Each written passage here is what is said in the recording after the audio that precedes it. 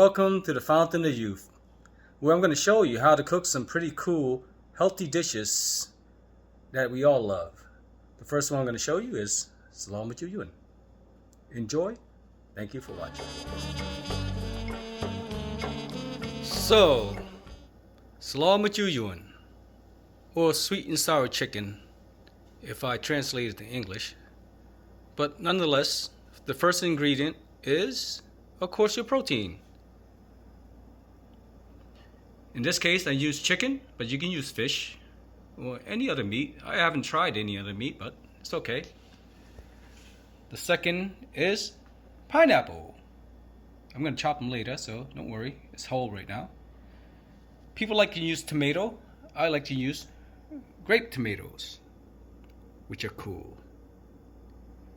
And of course, we need some more colors. You can add other type of vegetables, I guess. That's what they call it. In this case, I'm using scallions, all right, just to add some green into the mix. And of course, to make it sour, we need some tamarind powder. And you can get this at the Asian market. Fish sauce. In this case, I'm using the squid brand. All right, and that's the ingredients. The first thing to do is boil water. The water's boiled. I already dumped the chicken into it. Now just wait until the chicken cook a little bit. Most likely about 10 minutes on, medium flame or medium power. That's what you call it. So we'll just wait. The next step is to put in the fish sauce. Usually I only do 3/4 of a spoon, but it's up to you, your preference and your taste. In this case, 3/4 of a tablespoon goes in, and we'll put in the next ingredient.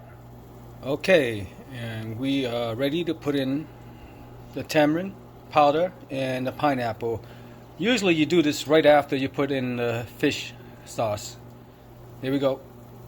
Tamarind, I like to do, a tablespoon at first. Give it a little bit of stir. And then just throw the pineapples in there.